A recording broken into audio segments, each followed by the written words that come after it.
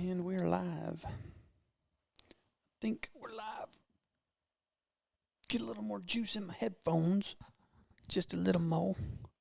I'm definitely in number 2 because I can't hear. And it's quiet. Yours is always quieter than mine.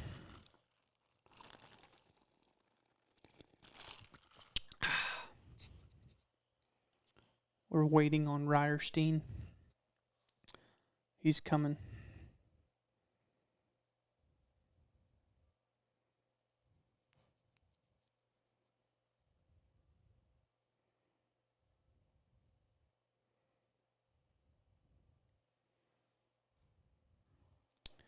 I'm looking at the stream. Just doesn't look great. Doesn't look as good as it should. Wonder if it plays back better than this. Probably should check that.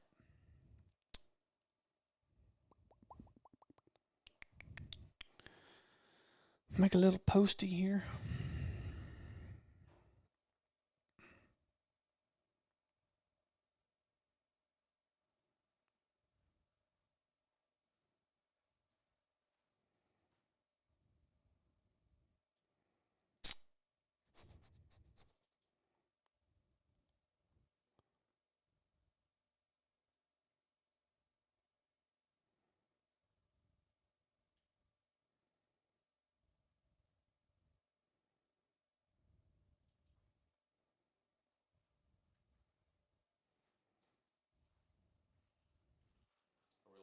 Mm-hmm. Yeah, I'm just making a post here.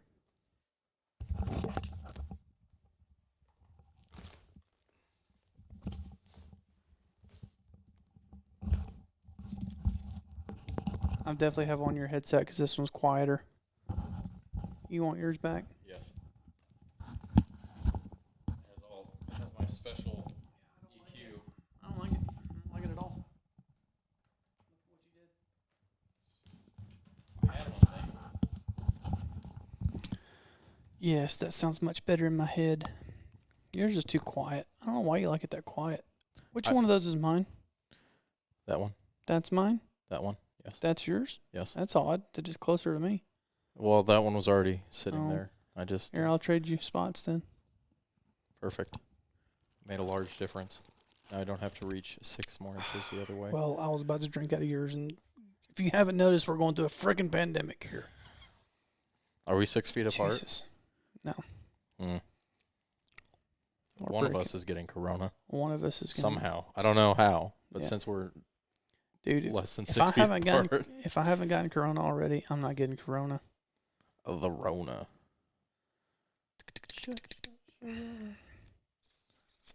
What did Acorn Outdoors tag us in? Oh, their little tripod or their little camera arm set up here. The Slick 7 camera arm. What is this? Oh. Nice.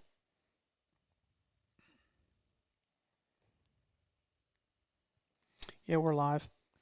I think we're going to have to I need to figure out the monitor LUT situation. So, in our never-ending quest to find the perfect streaming option, we've moved from the DSLR now to the big camera. This one's simpler. Don't you think? It's just cleaner. It looks cleaner. Yeah. It looks cleaner on OBS, but on the stream, it still looks kind of ganky. On the stream, it looks pretty flat. That's what I was saying. I'm looking at, let me see yours. Does it look pixelated on yours? It looks pixelated on mine, but I'm also watching a preview. I mean, it looks pixelated, but I think that's what happens when you stream things. Yeah. So, but I do think that we're on the FS7 now. We finally got the FS7 to work. Turns out that it was a user error because all we needed to do was press start streaming to get the signal to pop up on the computer. So we've got that going for us. About that. Um, Because I figured that out. I'll point that out. That I figured that out. Caleb did figure that one out. Okay. Just making sure you're not trying to take credit for my crap here. I wasn't trying to take credit. Okay. I'm going to make a post on... We do need to do a monitor LUT, though, because this is definitely the Rec Can you do 709 that? flat Can profile. you do that in OBS? I'm gonna turn down my brightness because I'm afraid my laptop will die in the middle of this. I don't. Do you want a charger? Nah, it's at 80%. We'll be okay. But it is like I can feel the processor running It's gonna get hot. It's gonna be like a little heater you got going on there. just because of what it's doing. Mm-hmm. Really, I didn't bring my charger. I think we might have the same charger. Maybe not. Let me see yours. Yeah, it's the same charger. Is it? Yeah, it's the same charger. Yours looks like it's a little bit narrower than mine. Well, I guess we'll just have to end the podcast sooner if it won't work. We did switch chairs. Yeah, Caleb took my chair.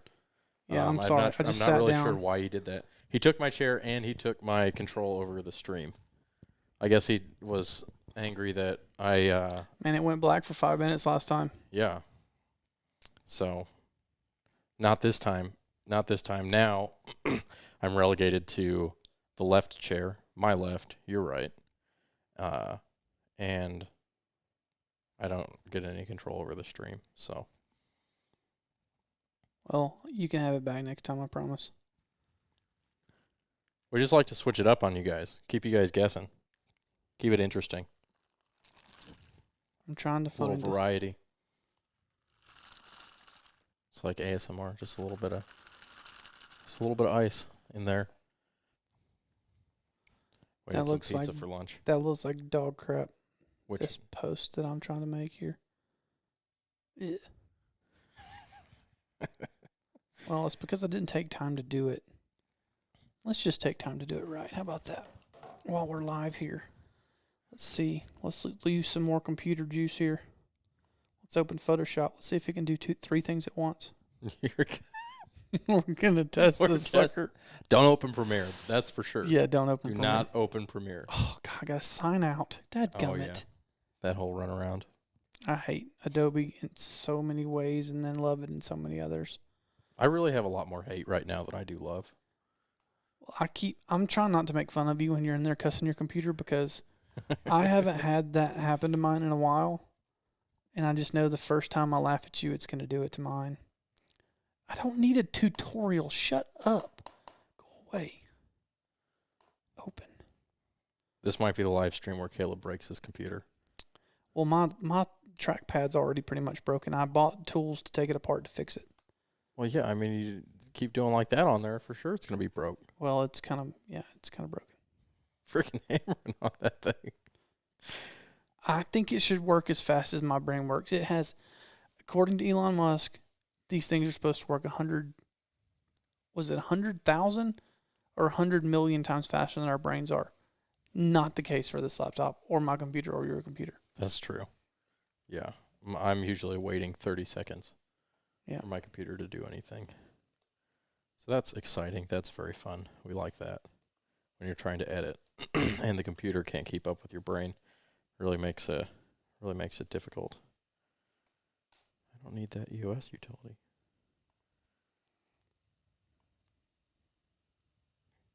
Yeah, that color profile is kind of flat. But Okay, now I need a YouTube. I think we can. Maybe it's just not No. bright enough. Maybe that's the YouTube problem. Logo, What if I turn up the brightness? images. I need a PNG. Let's see. Let's see what that does. No, I want that. That's what I want. Save image as. Might be too bright. YouTube. Y'all are really getting to see the behind the scenes on this one, fellas.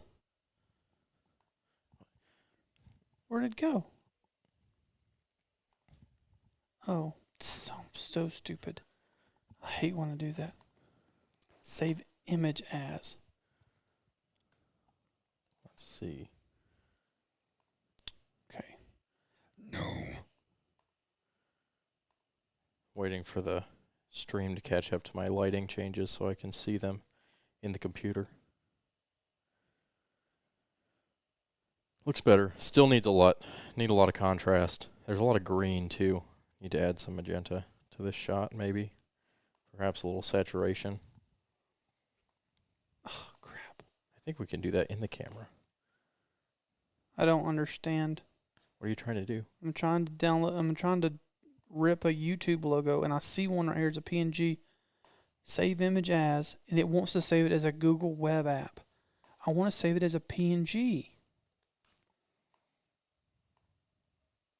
There. That's what I wanted. Oh, that sucks so hard. Freaking didn't. God bless, man. People are so stupid.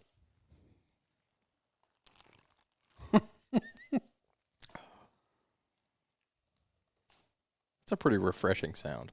If I heard that sound, I'd be refreshed. What in the actual freaking crap is happening? Watch your profanity. All right, I was gonna make a thing for a post right now, but I don't think I'm gonna be able to have time to do it. I'm just gonna post the picture and then we'll do the thing later. Piss on it. Cancel. Get out of there. Whoa! Hey, that's Scared us. me. I was watching our own story.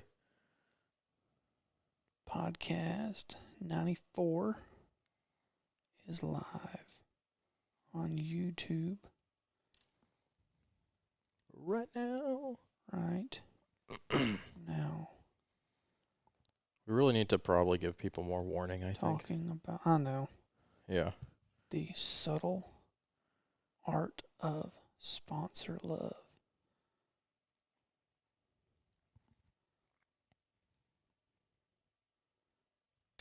All right. You gonna go ahead and run through that? We can. Make sure I do it correctly. You gotta hit that first. Yeah. This is kind of an awkward location. How loud do you normally put this slider at? Not quite that loud. Yeah, middle, usually about midway. And then it's The top one, then the second one, right, lead into the second one. RTP, SP. What does SP stand for? Spy Point. Okay. So Spy it's Point not that. podcast stuff's built in that too. So then it would be RTP open. It's that whole, just that left side. So what's RTP SP? Redneck Tech Sponsor. Sponsor. Okay. I thought it was and then open. I see. As you guys can tell, I don't get to run the board very often. I'm not allowed. He's afraid I'll break it. Don't save. Okay, we're still good there. All right, got out of that. Dead Reckoning Media. I'm here. You can start now. We've been waiting. Finally, We've been made waiting. it on time. Jeez. I mean, what do you got to do to get people to show up on time? And Devin said you guys switched chairs today. Yeah, that's what I was talking to earlier. It wasn't on purpose. I literally sat down to set the computer up, and Then he stayed there. and then I stayed here because this is kind of. Actually, I feel like this one's more comfortable than that one. Is that possible? I mean, it could be. I think also it could be that I've sat in that chair, which makes it excellent. Maybe. So, Oh, That's probably cool. should share the. I'm really falling down on my job here. see, look what happens. Look what happens. How do I do? Oh yeah, I forgot that you can't do that.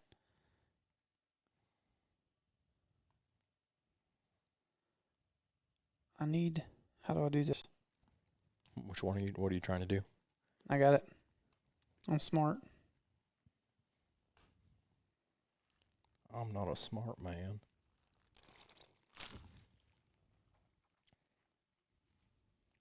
I feel like I'm on the Joe Rogan podcast when I drink out of my drink like that Yeah, I on the know. microphone. So professional. We're almost ready, guys, I promise. This is just Coke, though, no whiskey. Cocaine? You said how you like to date a girl that liked cocaine. No, I didn't actually do that.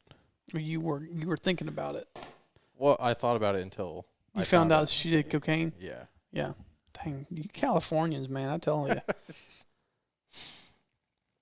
All right. I mean, what are you going to do? It's posted. We're done with that. Where did you post that at? On the link in our bio. Link in the bio. Okay. Did you put the link in the bio, or did you put it on the link tree? In the bio. Dang it. I don't know how to do the link tree. Now I have to go put it back.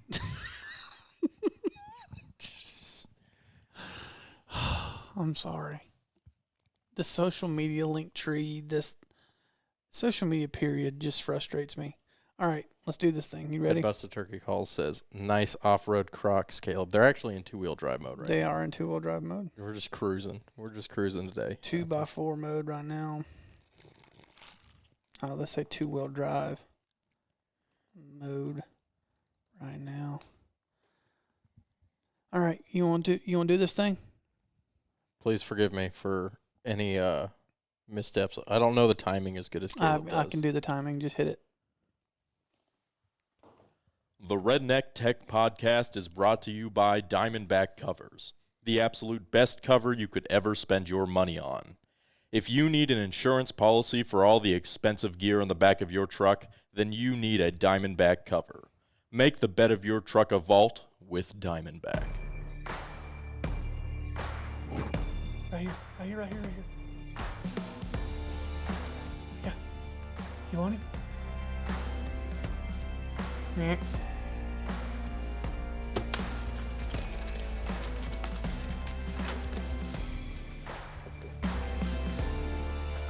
You know what I was thinking the whole intro during that when it was doing your sponsor deal? I don't know what you're thinking because I'm not in your head. You should have tried to lip sync yourself. That'd have been weird. It would have been hard. I tried to do it before, and I didn't do it quite right. Oh. But I'll have to learn the script again, and I'll do it next time. All right. Well, we are back on the Redneck Tech Podcast live on YouTube right now. If you are not watching this live on YouTube, then you can go back and watch it later. If you just prefer to sit and watch us in two chairs talk to one another, you can watch it. That's what this is. That's what this is. If you prefer to listen to this on Apple Podcasts or other places, that's what I do. I generally don't watch podcasts, but we're doing both because we have video cameras. So we're doing both. Well, it took us. Is this our fourth try at streaming? I don't know. We've done a couple this and week. we finally figured out how to get our big main video camera to work. Yeah. So for some reason that was more complicated. It should have been easier. Yeah. It was easy. It just wasn't straightforward. We're not smart. We've never claimed to be smart. But we've got several guys on watching live. So during this podcast, if you have questions while you're on the stream, feel free to ask. And we're only live on YouTube. For those of you that are wondering, we might end up doing some later, but it's complicated enough to do YouTube right now. So. And if you have complaints, please keep them to yourself. We won't be exactly. addressing those ever. I'm just kidding. So essentially what we're doing is we are talking about. It sounded like I was being a jerk right there. That was a sarcastic comment. A little bit. That was sarcasm. So on this podcast, this is one that's going to hit home and hit a lot of people in the mouth. I know it hits me in the mouth a lot, and I have this conversation way too often. Me and Chuck have talked about this a lot, and it's really frustrating. And I don't know how much detail we can get into about what just happened to us, but my beard will literally light on fire. Yeah. So this this podcast was born out of something that just happened to us. So this podcast is going to be episode 94, and we're going to talk about what I'm calling the subtle art of sponsor love. And Have you heard of the book, The Subtle Art of Not Giving an F? Yeah, I've heard of that. I've never read it, but so this is going to be the opposite of that. This is you must give an F. Yes. Okay. So You must give a flip. So how do I jump into this? I've got lots of notes, but there's so many things I want to talk about. So first things first, the way this podcast came about is Ryer and I just did a gigantic project for bluestem waterfowl. And we shot it. Took us a week to shoot it. I did 9 days of shooting because I did 2 days in the summer. Ryer did 7 days of shooting. Drew Seals was there for 5 or 6 of the days. Mm-hmm. Dawson was there for 5 or 6 of the days. Really big project, the biggest undertaking that we had ever taken on. It was the project that allowed me to bring Ryer on to help. It was financially what we needed to get us over the top. And we were super happy about it because we spent so much time, so much effort on making it something truly different. And it was. Ryer's essentially edited for a solid month, right? Yeah. On the 4 episodes. It took us longer than we thought it would, but the episodes turned out better than we thought they would. The whole plan was to make them as real and as raw as we possibly could, within the confines of, making sure we didn't really mess some people up or make some people mad, but they weren't going to be cookie cutter because I didn't want to do a cookie cutter waterfowl show. Told them I didn't want to, and neither did they. They didn't want to do that either. So we make this really special project that turns out way better than we thought it could be. Ryer poured his heart and soul into it for a month. We sent it to a bunch of people who loved it, who really got behind it, who couldn't wait to see it go live. And then about a week and a half ago, 2 weeks ago, we got the rug pulled out from under us to where there's some things that happen, things that are said, personalities that come out in this project that some of the sponsors didn't like. They thought it was distasteful. They thought that it was not what they signed up for, which none of those things were in the contract, but they thought they just assumed because this was an outdoor project that it wouldn't have some of these things in it. And when I say you wouldn't have some of these things in it, it's like not like we're going over the top with something crazy. Like there was a couple of bad words that we bleeped. There was some, some aggressive, behavior in terms of interviews about like killing locks of ducks and things like that, that any guide I've ever met has said in some way, shape, or form, better or worse. And they didn't think that was going to be good for their brand, and they wanted all those things cut out. Well, as creatives like Ryer and I are, it is extremely hard for us, once we've put that much time and effort and energy into something, to essentially cut the knees out from under the project that we just created, that we worked so hard to do. And it loses so much by doing that. Well, it's not like you're just it's not that you're just cutting out a word here or cutting out a shot here or replacing a shot. The nature of the things that they wanted cut out were so fundamental to how the piece feels and how those characters feel. And by characters, I say, that's the guides. But those little bits and pieces, while if you look at them, you're like, oh yeah, just throw that out. But they add up to a feeling, and they add up to a really a larger view of this lifestyle. And if you get rid of those things, you're basically, to me, you're I guess you're cutting the soul out of the project. It's almost like you're just those are the little things that make that lifestyle pop and that make it what it is. Yeah. And you're like whitewashing it. Yeah. And when you have to cut those things out. And so for us that was extremely hard, and I've been down that road before many, many times, to where you put a ton of effort and time into something, and then a sponsor says, hey, well, we need to make sure we do this, or hey, we can't do that, or and essentially it turns what was going to be a special project, in our opinion. I still think the project is wonderful. I still think it's going to be great, and I think people are going to watch it because it's shot and done so extremely well. But what it could have been, it could have been so much more, and it's really hard for us as creatives to, do what we have to do and what Ryan and I are doing, which is do exactly what the sponsor wants, which is essentially make a series that we could have done in half the time for half the money. And we would have made more money. We would have had a lot more time to not be behind like we are on everything else right now. But so the reason that project isn't out right now is because we have to go through and essentially cut out parts that we really don't want to cut out. It physically pains me Yeah, to think and that, I I have to do it. I didn't want to have to make the phone call to Ryer to tell him that that's what we're going to have to do, but that's what we have to do. And I understand it. The Blue Stem guys understand it.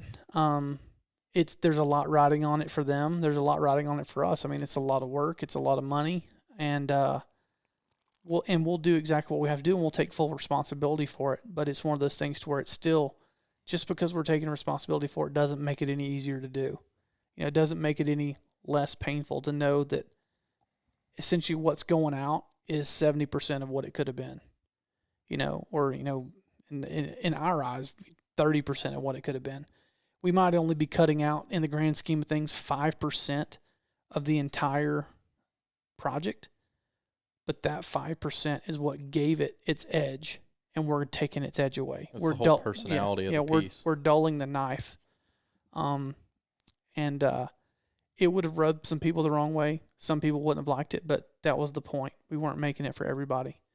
I disagree with the fact that, and Ryan and I talked about this today, that you've got characters and companies out there like Dave Portnoy of Barstool Sports, who's very abrasive, who's doesn't talk nice, who might rub some people the wrong way, but that's what sells, and people love him. You've got companies like Black Rifle who are going to say and do things that people might not like, people might not get behind, but that sells. I think people are tired of everything being PG-13. They want things to be real and raw. Like you said it the best, is like, when are we going to act like people don't say bad words? Yeah, I think people don't. I mean, we don't for this podcast, just because it's one of those things to where, people listen to it, and I know we have kids listening to it and kids getting into the business.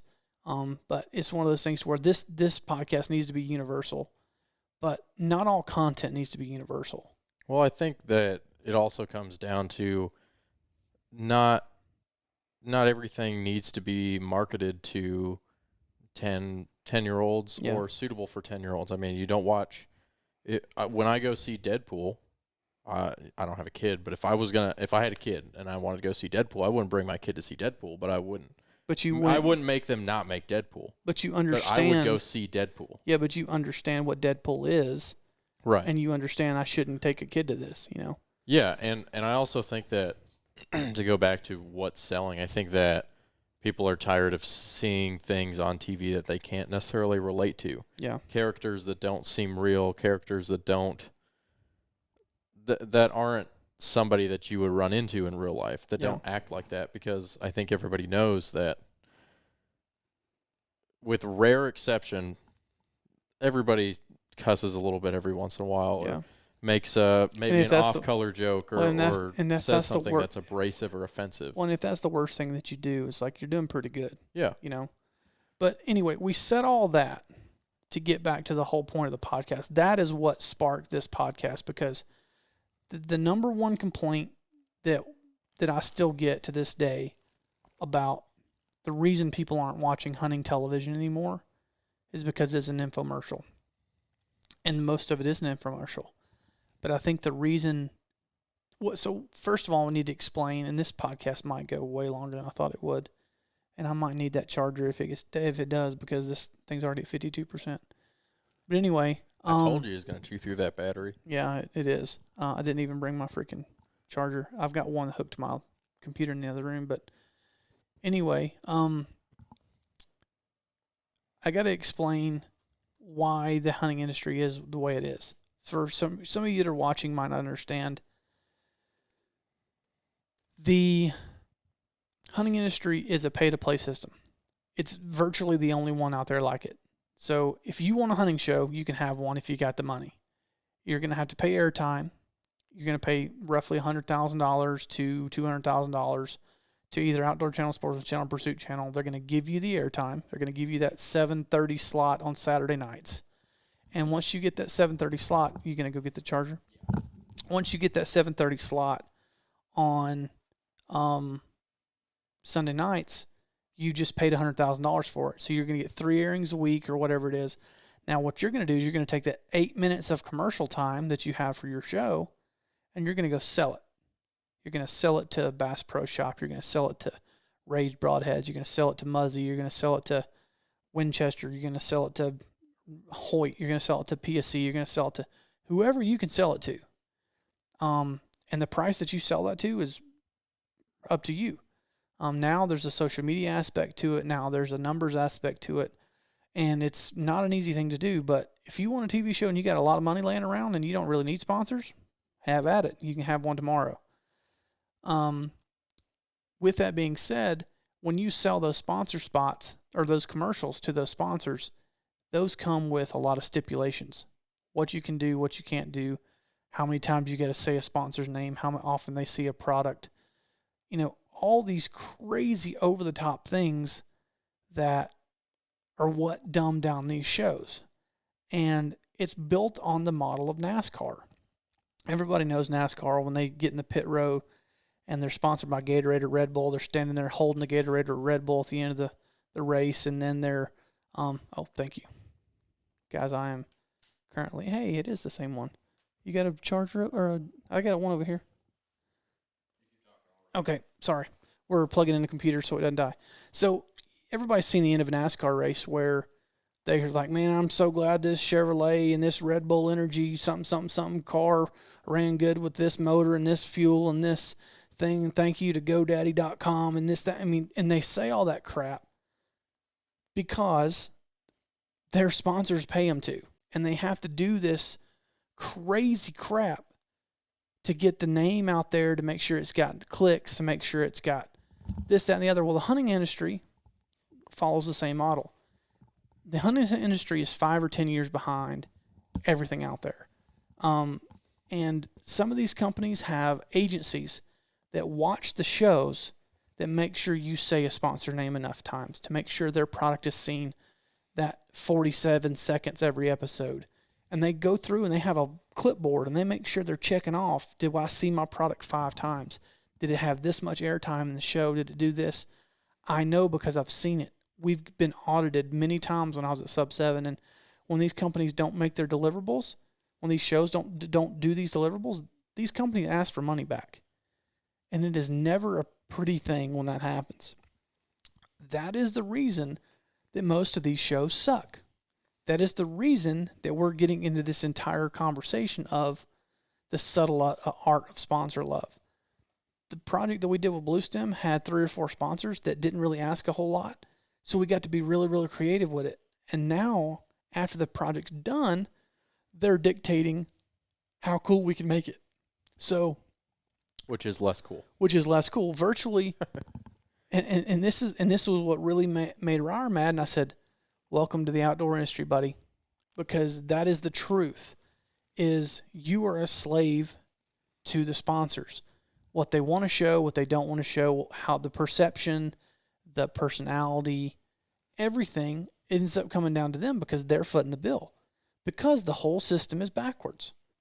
Whereas, and I'm getting way ahead of myself, but I just feel like I'm on a roll with this, is you have what's called, and where everything needs to go, what it's so hard in this backwards industry to do this. Now, okay, I'm going to slow down. Okay, because now this tide is shifting away from television to where there's web shows, but even more importantly now it's social media. And everybody knows the social media craze right now.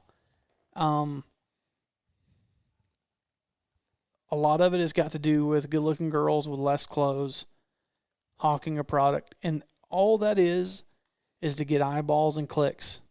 And everybody knows that people are watching, but my thing is no one's buying. So that trend is destined to die, hopefully. The other thing is content is king. And a lot of these shows aren't positioning themselves in a way that's going to continue to get them sponsor dollars, which is you've got to turn your show away from a show into a content creation engine. The show has got to be a byproduct of the content because the content's more important to the sponsor than the show is.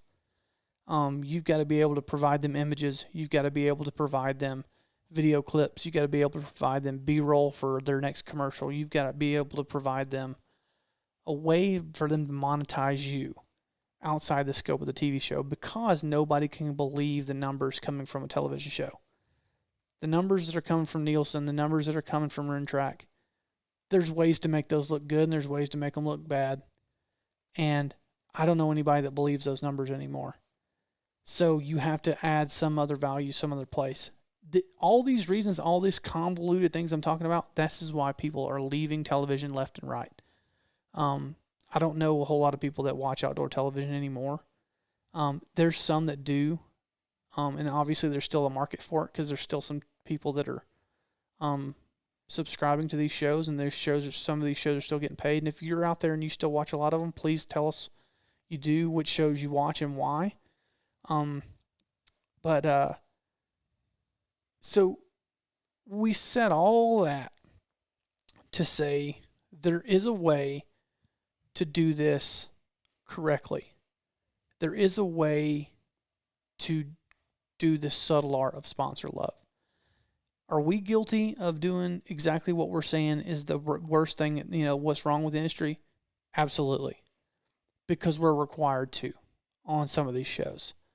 Luckily, with like Spy Point, they don't like a lot of over-the-top, product in your face. They want to be subtle, and they want to be, which I'm going to talk about later, perception is reality, which is great. And we only have one sponsor to worry about with that project, so that makes it way easier and lets us really focus on creating the best content.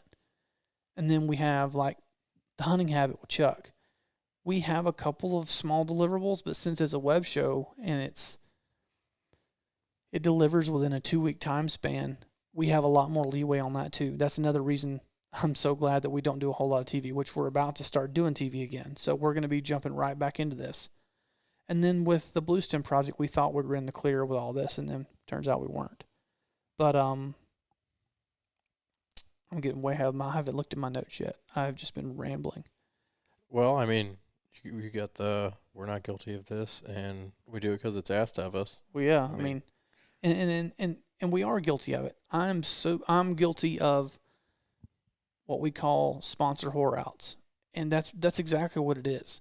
Is you're blatantly putting a product or a logo or something on the screen to make sure it makes the screen, to make sure it makes the show. It gets airtime. And I guess part of that's bred into me because if anybody, remembers watching the old Realtree shows and the old school, Monster Bucks and things like that, like working in product spots, working in products and shows, I mean, that's just the name of the game. That's the way you keep sponsors happy.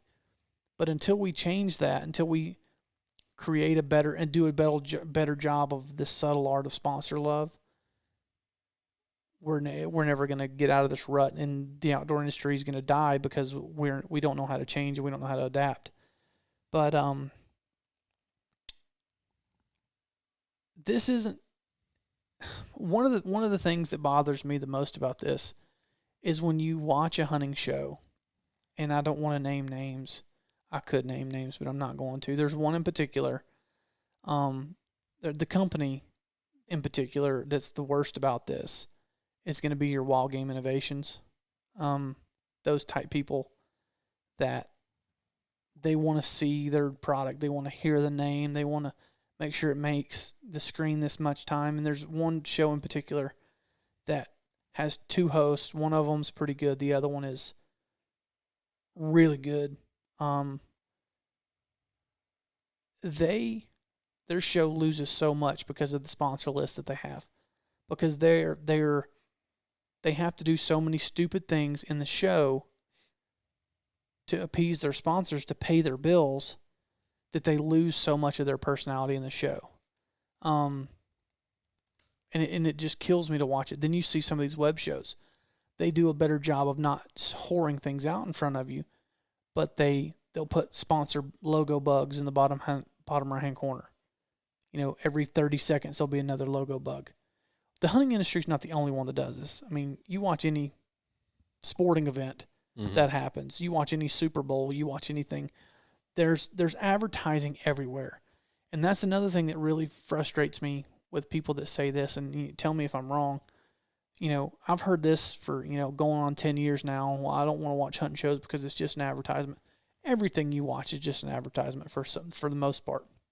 Hunting shows might be a little worse, but it's because they have to be.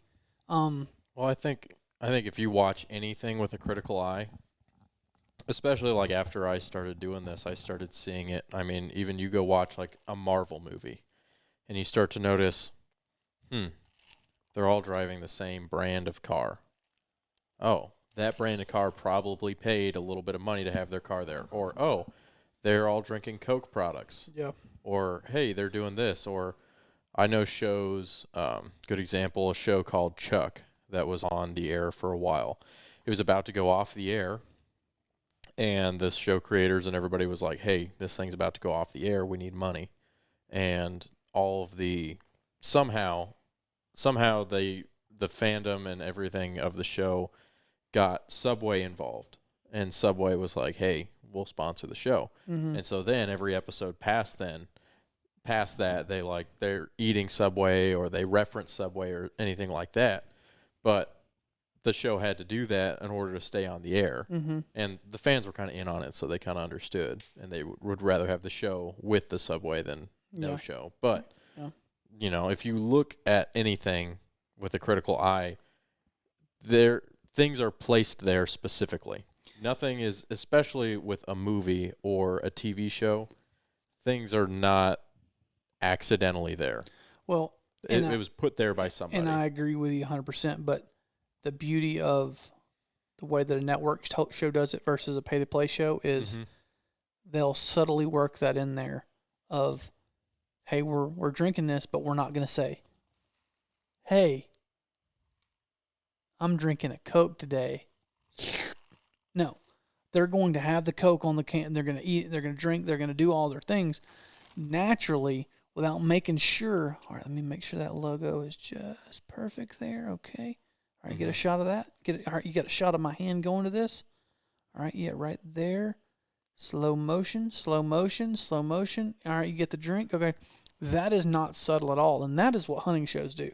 Mm-hmm. That's the difference. Is there are ways to work in products. There are ways to work in segments. There's ways to work in straight up pour outs subtly. Most hunting shows don't do that and are really, really bad at it. And some of it is because they're forced to be. They have to do it like that. Some of it is forced, and some of them don't know any better. Yeah. Some of them don't know how to work in product love without, and a lot of them, and this is the worst one, is the shows that have sponsors of products they don't use or don't believe in, but they have to find a way to shoehorn those things in there. Mm-hmm. Your Caldwell shooting sticks on the middle of a hunt, and you're hauling this huge shooting set with you, and now Chuck's calling me in the middle of this huge, shooting sled stick thing in the middle of your hunt. Nobody's doing that. Nobody's bringing that with them, but they have to do it because of sponsor. Mm-hmm. Or oh gosh. Oh, that shouldn't have done this podcast. This is the one that drives me the most crazy. Gonna get us in trouble. Yeah, might. I don't know. I hope not. Just have to be a certain amount of time. And we talked about this a little bit ago. Mm-hmm. When we edit hunting shows, we always edit them long. That way we can cut things out. Hopefully you don't edit them short and have to add to it. But the biggest pet peeve I have between television and web is web, you don't have all the fluff. In television, you've got to show people going to eat, shooting their bow, sighting in their gun, going to the store to buy their tags, meeting with the outfitter, talking, doing all this stuff that MTV Cribs at the Lodge. Nobody cares about. Nobody wants to watch you eat. Nobody wants to see you buy your tags.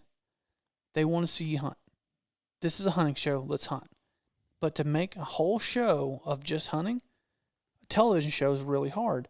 That's why web is so great, because now we take all that fluff, all that BS, and we cut it all out and we just make it a hunting show. And we can only show the hunting part. We don't, like, now that we do mostly web, I don't film eating. I don't film any of that crap because nobody wants to see it. But there in television, you have to meet a certain time criteria, and then you also have to work in sponsors in those time frames. So it's one of those things to where it's a double-edged sword. You've got to have the time and you've got to work the sponsors in there. So a lot of these shows, the good ones, they'll take those times to work their sponsors in those unimportant segments, I guess you would say. And then once they get to the hunt, they can really focus on doing a good job during the hunt. Mm-hmm. It's a trade-off, and we have to understand what that is. So that's my two, or my biggest pet peeve, right now. But I don't know. I mean, you've noticed this more and more the more you get into this, right? Yeah, for sure. I've definitely noticed just having to get shots, or having to make sure that this is this way, or that you don't get shots of this and you do get shots of this, and it needs to be used a certain way. And like something you had to do today, you had to do a 15-second tease. Oh yeah, I had to do a 15-second tease for an episode, and I couldn't have dead animals or weapons in it. And I literally laughed. I literally laughed out loud, because I was like, how am I supposed to tease a hunting show and not show a dead animal or a weapon? Because that's the whole point. That's what people watch to see. Yeah. They're not this is a nature documentary. People want to see something die. Mm-hmm. And or they want to know something died in order to watch it. Well, and I mean, if you think about it, the climax of most hunting shows is the death of the animal that you're pursuing. Yeah. So that's what you're trying to tease people and be like, hey, if you watch this, something will die. Like, look at this buck. The tease is, hey, there's this buck. Is he going to die? Probably. He's probably going to die. If you see a tease and there's an animal in there, the animal's probably going to die. Just, in case they ever do a cliffhanger where the guy's drawn back and you see the animal and it goes boom, fade to black with a shot, the animal's probably dead. I'm sorry. It's probably going to, if that ruins the suspense. Not to burst your bubble. But, and I was like, I don't really know what to, first of all, 15 seconds, that's like 2 shots. 15 seconds is 2 shots. So what are you going to tease in 15 seconds? And then what are you going to tease in 15 seconds without showing an animal get shot? Or with at least a weapon to show that they are shooting something. Yeah. So I was like, I guess we'll just throw some cool shots of animals together and call it good. Pretty much. And all this goes back to, what Ryer just said about the 15 seconds with no dead animals and no weapons is, you can't promote things on social media if they have weapons and dead animals in them. It goes against community guidelines. Which we found out on TikTok. Yeah, which is another obstacle that we have to, or another hurdle we have to jump over to do anything. So, I mean, and to go back to what I was saying about the industry being 10 years behind, there's a reason that the industry is 10 years behind. The viewers that are still watching television, the people that are buying and spending money are getting older. They are older. And those are the people that are spending the most money. The 18 to 35s, they're not spending the money yet on outfitters and trips and big hunts. So those are the guys that are on the YouTube, that are on the do-it-yourselfers, that are on the public land turkey hunt, the public land elk hunt. That's the content that they want. That's who it's being catered to. Whereas the TV is still catered to the older audience. For the most part, there are exceptions. The other reason that they're 10 years behind is because of the marketing people. A lot of these companies that have marketing directors, these guys have been around for 100 years, and they don't know how to do it anywhere else. The opposite of that is they're hiring guys or girls right out of college that, in my dad's words, don't know bear crap from apple butter, and they are paying them $35,000 a year to be the marketing director for a multi-million-dollar company. makes 0 sense. And if somebody is paid $35,000 a year, how much stock are we going to put in their opinion on changing the status quo of what's been going on forever? You know, if we've been doing this thing this way for this long, why should we change it? And why should we listen to somebody that makes $35,000 a year tell us different? That's a marketing director for a multi-million-dollar company. It just doesn't make sense. I also think that maybe I don't know if it's necessarily that they're out of touch, or if they don't want to be in touch. But to go back to like the Blue Stem stuff, for me, is everything that we showed there was something that happened, something that somebody said, and something that is very normal. I mean, it was actually probably toned down for video. Well, yeah, and when we say like there was some stuff in there that was offensive, I assure you, whatever you were thinking, it was probably not that. Mm-hmm. It was very mild. It was, you know, just enough. It's regular things that go on every day. You've seen worse things than that on social media today, I guarantee. 100%. And so to have somebody come back and say, we can't show that and it's distasteful and things like that, to me is confusing, because you go, okay, but do you, or better worded is, you know, that's not the image that we're trying to portray. And so then you think, okay, well, you're talking to the marketing director. The marketing director's job is to figure out how to best market their product to the people that will buy that product. And then you think about, okay, who's buying this product? The people buying that product are going on these hunts and saying these things and doing these things every day. That's how they live their life. And so to me, it's a little confusing why you would ignore that and be like, well, we're going to market this to not be offensive to any of the people who don't buy our stuff, and at the same time unrelatable to our actual market of people who want to buy our stuff, and who, if you put it out the way that it was, I think, and I know this is very tailored to this project, and that's because it still hurts me deep inside. Me too, buddy. It hurts the soul that I don't have.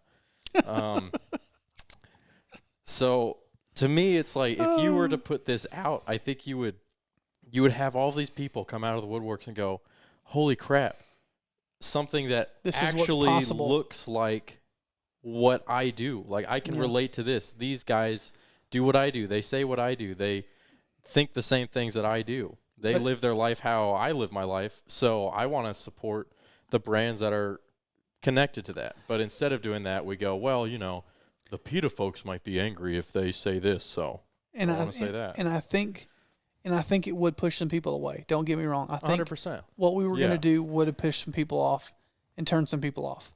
But I think the people that would have brought in would have well overshadowed the people that it pushed away. Well, I just feel like there's a disconnect between. I know. I think people assume, which I've said this before, so I guess I'm one of them.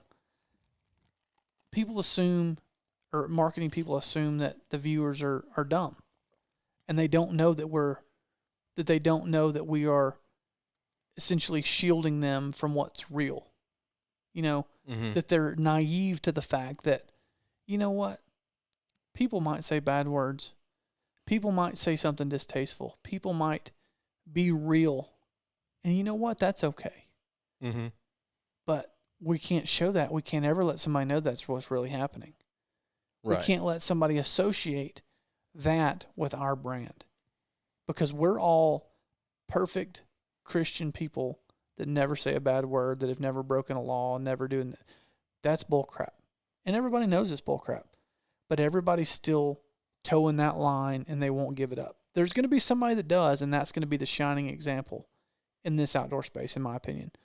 I want to be on that bandwagon when it happens. Once it happens, there's going to be, I mean, like you said, it's 10 years behind, and so we've seen this happen in other industries and across the board, where companies you've had companies that go, look, we're going to not do the regular company thing. We're going to go 100% the opposite direction and do all the things that you're not supposed to do marketing-wise, and they develop giant cult followings of people who associate their brand with a lifestyle. You're wearing your And hat, man. Black Rifle did it.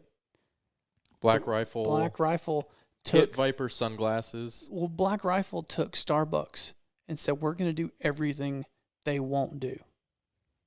They're going to be left wing, liberal, don't hurt anybody's feelings. Let's make sure we use paper straws. Let's save the whales. Black Rifle's like, no. Guns, Guns, attractive women. attractive half-naked women in America.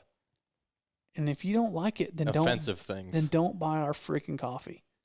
And you would not believe the amount of people that I have ran into in virtually every state in the last 2 years that I'm wearing something Black Rifle, and they're like, man, love that company, love that coffee. And you know what? Those look like really upstanding Americans that, they're not offended by somebody saying a couple bad words Mm-hmm. and seeing some breasts put in their face every now and again. I'm not offended by that. I'm not offended by that. I'm not either. So it's one of those things to where when are we going to stop tiptoeing around? And we're getting off subject of what we're trying to talk about, which is We'll get there. the subtle art of sponsor love, which is extremely hard to do. And I'm going to go into a couple of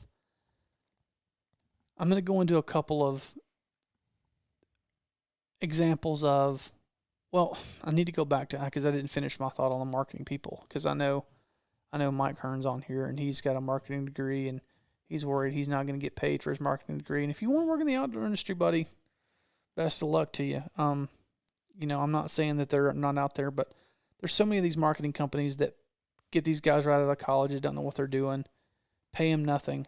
A CMO position is supposed to be a high-ranking position. It's supposed to be a prestigious position. It's supposed to be a well-paid position. It just doesn't. This is not happening in our industry. I'm sure there's some exceptions to that rule. I haven't found them. And the biggest thing, the reason that our industry's still so far behind is nobody can trust the numbers. If it's not on web, nobody can trust the numbers. And that's what's killing everybody. So the next big thing that's attributing to all this is budgets. People's budgets are getting cut daily. There's a smaller and smaller pool of companies to pull from. Think about the hunting shows. I did the numbers. This was probably 3 years ago. There was 700 some odd network television shows between Pursuit, Outdoor, and Sportsman. 700 hunting shows. I remember I watched the intro of the trailer to the Nameless series, and he dropped that number, and I was pretty flabbergasted. Yeah, and that's just those three. That's not counting web. That's not counting, Carbon TV, YouTube, all those. I would say there's well over 1,000. And those 1,000 shows, to make money, have to go after the same sponsors that are in that room at ATA Show, that are in that room at SHOT Show.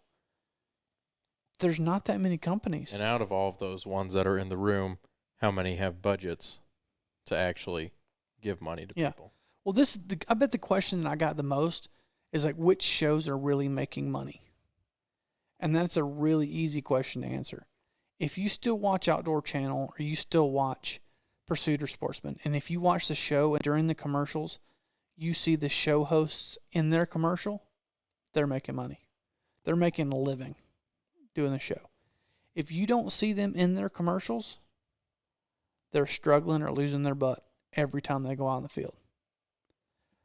But there's also a couple different kinds of shows, and I've talked about this before. There's shows that are out there to make money, to be a business. That's your Lee and Tiffany's, your Bone Collectors, your Headhunters, your Red Arrows. Those shows are successful, they make money, and they're profitable. That's the only job those people have.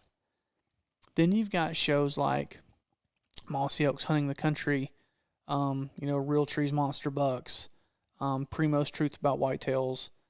Those shows aren't designed to make money. Those shows are designed to be marketing arms for those brands. So it doesn't matter if they make money. They're essentially an expense to the business. They're marketing. Mm-hmm. Then you've got shows like your Swarovski Optics Quest, Oh man, there's a couple of them. I'd have to really think. But then you've got these big brand shows that are marketing budgets. It's kind of the same thing. And then you've got a large percentage of shows that are owned by rich guys that want to see themselves hunting. That it doesn't matter if they make money or a tax write-off. Then you've got your shows that are just barely breaking even, that are just making enough money to pay for some hunts and to pay the bills, and they're happy. There's a lot of those. But the majority of the shows are going to be there for 2 or 3 years. Then they're going to die. It's just the nature of the beast. So the reason that is because budgets suck and everybody's going after the same sponsor pool. And there's only so much to go around. And the top 10 shows, the top 10% are taking 90% of the money. It's just like every other industry. You know, if you're not in the, survival of the fittest, the big dogs have got to are making the most of the money. So how do we combat this? What can we do to change this? Well, we've got to learn from the big guys. We've got to learn from Red Bull. We've got to learn from Apple. We've got to learn from Yeti. We've got to learn from Patagonia. We got to learn from companies that understand the North Faces. We've got to that these companies understand one simple concept, which is perception is reality. And perception is reality is not that hard to understand. So Apple, perfect example. Both of us are using Apple computers. There's 2 more in the other room. Both of us have iPhones. They make a great product. And I'm an Apple guy through and through, and it's because of the user interface and a lot of different reasons. But at their core, and just to function, and in terms of cost, there's Android phones, there's Google phones, there's other phones, and there's other computers and other laptops that will virtually do the same thing, way less expensive. Why do we buy Apple products? Well, we have a reason on the professional side, but why does the average consumer go and buy an iPhone over a much cheaper version that will do the same thing? Looking nice. They look nice. And they're like, and Apple has told us through their marketing that unless you have an iPhone, AirPods, an iPad, and a MacBook, you're not cool. And that perception that they've created, not by making sure they shove that thing in your face, not by making sure we see the logo placement, making sure we see that person holding that phone and using that phone, they've created this perception. Yeti has done a great job. Red Bull, in my opinion, does the best job of creating a perception that if you do not drink Red Bull, if you do not buy Apple, if you do not own a Yeti cooler, you're not cool. Because you go to that party and your buddies have their Yeti cooler and their iPhones and you don't, dude, you're a loser, man. That's the perception they've created. Well, I watched a I watched a Red Bull documentary. It was probably an hour long. It was a motorcycle racing documentary. So obviously there was a Red Bull on the motorcycle, like a Red Bull logo, or on his helmet or something like that. But did they make sure they framed that up real nice? No, I saw him drink a Red Bull maybe one time, and it wasn't like he was like, I'm drinking a Red Bull. It was they just got a shot and he was drinking a Red Bull in it, like anybody would be doing. Yeah. Well, my biggest one is Red Bull did a couple years ago. I can't remember what it was called, but it was a mountain. It was a mountain bike guy, or a downhill bike guy. I don't know what it was called, but it was in the hills of Northern California, and they had this amazing course cut in the side of this gorgeous hillside, and they had a Toyota Tundra with a 3-axis gimbal truck on the front, and they chased this guy through this course. It was a one-shot, no cuts. There's no telling how much this thing cost. It was like 5 or 6 minutes of just some of the most epic riding and tricks and everything. And it was no cuts, just to a simple song. Dude was wearing a black t-shirt, board shorts, and a black helmet. No logos, no nothing on his bike, nothing on his shirt. And they just start this thing off, and they do this crazy loop. And they chase it with this truck $250,000, $1 million to do this project. And at the end, it finishes and it's just like Red Bull films for like half a second, gone, fade to black. What did Red Bull gain by that? Because That now, but how would that have been done? Okay, 3 years later, okay, you say, I saw a Red Bull film. yeah. And That's what it is. And I associate awesome with Red Bull. Right. That perception of that dude's awesome, Red Bull had something to do with that. But how would that have been done if it was for the hunting world? Well, he wouldn't have been wearing black shorts and a black shirt, and he probably would have been on somebody else's bike, and he would have had on gloves and maybe different shocks, and there would have been stickers everywhere about different brands that wanted their hand in the project. There would have definitely been his shirt some. would have been at least branded, and you would have had to make sure that all of the brands work together and that none of them are in conflict. And then it probably would have had to start out with him saying what they were doing and that he was riding this bike and that why he chose that bike and why he chose this location and who all the people that helped get all these things lined up. And then he would do it, and there would probably be a bunch of shots of all the different stuff. There would have definitely been some voiceover in there somewhere. 100%.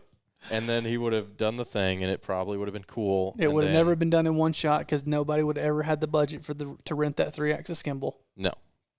Maybe someday. It would have been done terribly. It wouldn't have had that good of a song. And it would have been done to a lot of jump cuts.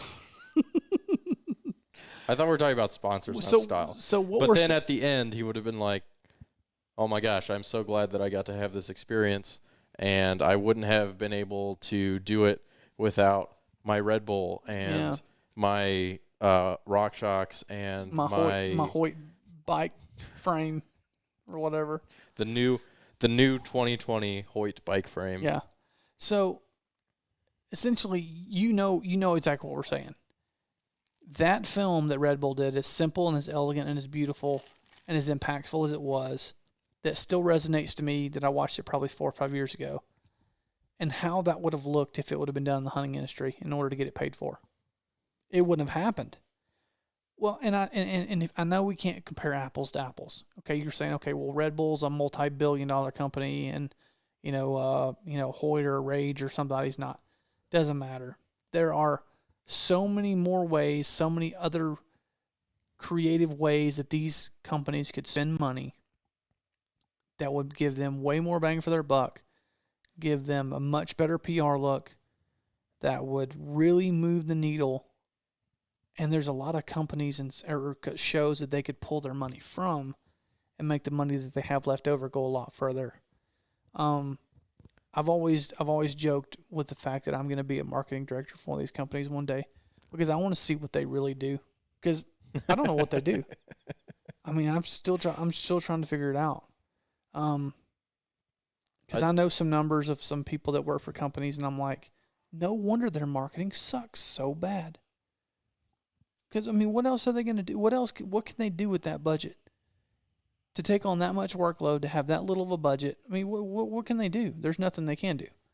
So, I also think to add to your illustration of the Red Bull piece there, they didn't make that guy be, do, or look anything other than how he was. Yeah. Dude was allowed to be what he was and ride the bike he wanted to ride, wear the clothes he wanted to wear. If he wanted to talk, he could have talked how he wanted to talk. And I think that's important because if that guy in there said something about something, people would be like, oh, dude, probably that is his opinion. He didn't get paid for that opinion. Yeah. And it adds that much more validity to whatever he just said. I guarantee you, if you watch that and you went through the comment sections, there's probably tons of people asking questions about his bike setup or what he thinks about this or what he thinks about that. Mm-hmm. And you don't get that level of authenticity if you make it seem like the person has to hawk out a product. Yeah, well. And they're not allowed to be who they are. I know I've kind of down a rabbit hole, and I got on a rant on some of this because a lot of this really frustrates me. And doesn't seem like it's changing, but it is changing, and it is changing for the better a little bit. But the only reason it's changing is because of social media and the in the uptick of web and online versions of content, and that's good and bad. It's bad for us because of how short the timeline is now. We have a lot of work, but the timeline has shrunk so much. We have so much to get done in such a short amount of time, and that hurts us on the quality. People want more quantity, less quality, and that's really hard for us to put our name on something that way. But it is what it is. But there's some really good content coming out. There's some really good films that are being done. We're working on trying to do something for a film festival that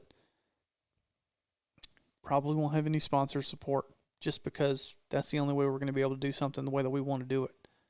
So I hope that helped on trying to kind of paint the picture of how you can do a good job working for sponsors, but not put yourself in the category of, I'm not watching this anymore because it's just like everything else. Because I've said that, I've had that thought so many times. Like, look, I can't watch this because it's a sponsor whore out the entire show, and most of them are. And the only shows that I watch, which I don't really watch any television shows anymore. I need to, just because I need to kind of keep up with the Joneses type thing and see what everybody's doing. But there are ways to do it correctly, and there's ways to do it incorrectly. And if you have to do it incorrectly, it better be because the sponsor's telling you to, not because you made the choice. I think that's it. I mean, that's pretty much all I got. I mean, I can't really I dove down too many rabbit holes as it is. I think that the takeaway from this is the reality of the industry is that you will, if you're trying to make money at it, or you're trying to at least break even, or whatever it is, right now, unless you do something revolutionary, you're going to need to know how to play the sponsor game. But at the same time, I think that you definitely want to be aware of how you're playing that game and the perception of that game to your viewers. And when you're making choices behind the camera, when you're making choices in the editing process, to fulfill the obligations that you have to your sponsors, you want to keep in mind how it looks and what message it's getting across to your viewers, and do the best that you can to make it as natural as possible. You don't always have as much control over that as you'd like to. Sometimes you're just going to have to do a shot, and you're going to have to shove it in there. You're going to have to shove the square peg in the round hole, and it's not natural, and you don't want to do it, and it looks ridiculous, but that's what's going to get you paid, and so that's what you're going to have to do. And so you have to accept that to a certain extent. But when you have the ability to go, hey, you know what? I don't need to have this product blatantly in 5,000 shots. I don't need to say the product name. I don't need to do this, that, or the other. I'll get shots of this product while it's being used as naturally as possible and put them places where they make sense. And be conscious about doing that. I mean, make sure that you get the product in there, but be more conscious about trying to do it naturally. And I think that would be the practical takeaway from this. Well, and there's two ways of doing that. The two ways of doing it more naturally is watch something that's outside the hunting industry and see how they do it. See how they subtly work in products and things like that into a big network show that has a real budget. So that's one way. The second way is have less sponsors. And what do I mean by that is I would rather, say you were to give me a budget of $100,000 for one project and it only has 4 sponsors, or you're going to give me a budget of $200,000 but it was going to have 20 sponsors. I'll take that $100,000 project all day, because if I only have 4 masters to work for, I can still make a better product than I can when I have 20 different people that I have to adhere to. some of these shows that have 40 and 50 and 60 sponsors, I don't know how they do it. I don't know how they stay around. I know their sponsor turnover is crazy.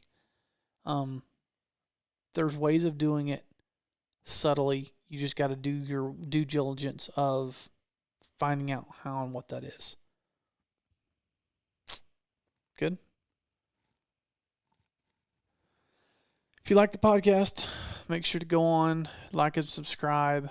Give us a comment and review. We're trying to do all these live. We're going to have a couple of guests on soon. I've got another podcast that we're going to do next week that is going to be 5 things that will make your hunting filming better. And we're actually probably going to take all of our podcasts up to Virginia, see if we can get Kip on a podcast, because he's been around forever and he knows exactly what we're talking about with all of this. He's an OG. He is OG. But I'm wearing a shirt today. He has such a cool perspective on. He's found the niche in the sponsor world of making really funny segment spots, which nobody else really does. I remember when I saw on the calendar that I had a Red Arrow shoot, and I went and looked at like just his Instagram and stuff like that, and I saw the commercials, and then like a bell rung in my head. I was like, oh, I remember seeing this in all these commercials before, and I went and looked on the Instagram and the YouTube because I'm a nerd, and I went and looked at the viewership numbers of those, and it was the first time ever that I had done that where I saw more views and engagement on commercials than on dead animal pictures. Yeah. Usually if I go onto an account, I will see the highest engagement numbers on a dead animal picture, a trophy shot. And that's almost without exception. Certainly I never, ever see the sponsor posts have the same amount of interaction. Yeah. Unless there's a dead animal in there. This was, and I remember it because I went on the trip. I said, Kip, look, I looked at your numbers. You're the only person I've ever seen whose commercials have higher numbers than his kill shots. And I said that says a lot about how much people love your commercials. And the reason people love his commercials is because he does them in a way that is funny and authentic and makes them enjoyable to watch. They're not just it's not just hey, buy Coca-Cola products because they're refreshing. It's fun to watch them. Yeah. Yeah, no, I agree. So we might try and get him roped into a podcast when we're up there if we have time. But I think what we do now is we end the podcast and then we stay on and do a couple live questions if anybody's got any. Oh, did you guys hear that? Who are only listening on the podcast? You're missing out. Yeah. You're missing out on quality time with your 2 hosts. Mm-hmm. This is a very intimate time we're about to have with our YouTube. Can we not use the word intimate? I don't like that word. You don't like the word intimate? No, not in this context. You guys don't? Well, now that you said that, I'm just going to have to use the word intimate all the time. All right. Thanks, guys. Peace. All right. So now that you guys are still on you forgot to do live. You forgot to do the close. Oh, I'll add it later. F. Actually, I'm going to do this. That way I don't have to do that.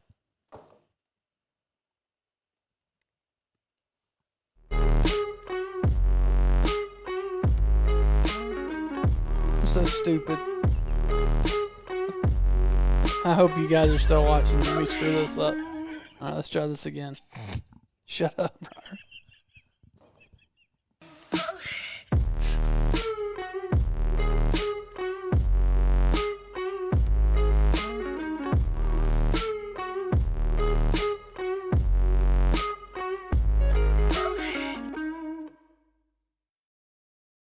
Forgot to record the outro. That did nothing. Yeah, well, now I won't have to look for the file. It'll be right there. I can just copy and paste. How long would it take you to look for that file? Mike 30 seconds? Shut 40 up. seconds? Mike said he's got a question, but he'll ask us off the net. Uh-oh. Ask us off the World Wide Web. I'm crying because Just had such an intimate laugh. Shut up with the intimate crap. Just trying to. All right. We're going to give you guys 5 minutes to answer questions. If nobody has any questions, we're going to go back to work. I forgot to do that, so then that would be a good time to do that. Come on. Hey, this is actually went down. It stopped the slow. I put it on at 46. It's at 43 now. But it did So it's slow just it. taking It's like all the power. all the power. It's basically like when your alternator's not working in your Yep. vehicle. It's just slowly dying.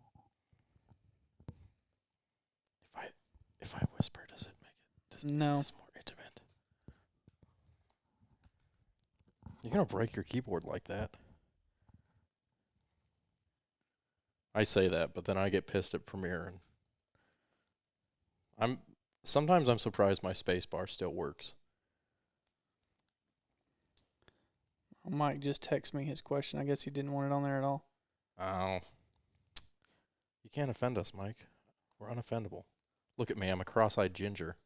Do you think I get offended by things? Not yet. Not yet. Maybe someday. If somebody can come up with a joke that offends me, then I won't be offended because I'd enjoy that. So that'd be a new and interesting experience for me.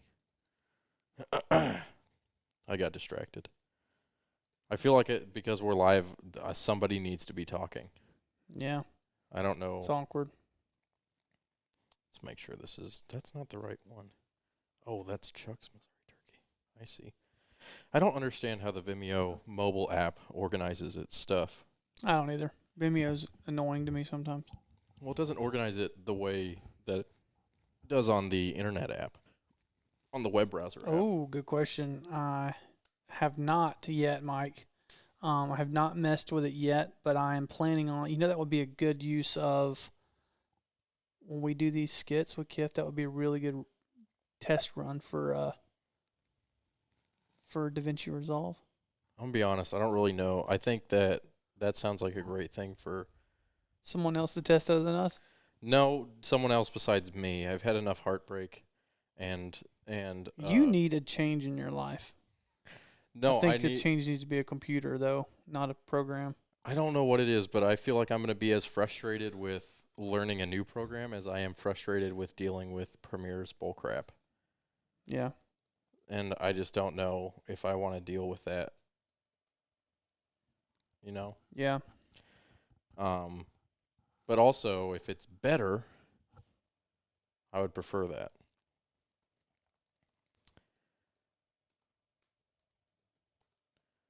Where is it?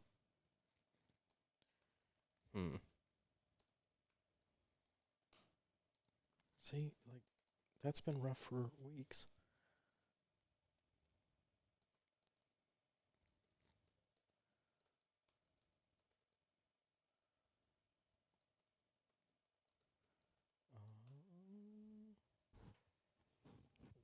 View all recent videos. Is that what I need to do? Maybe. Damn. There we go. There it is. I found it. All right. I'm signing off. You good? Yeah, I'm good. All right, guys. Hope you enjoyed it. Peace.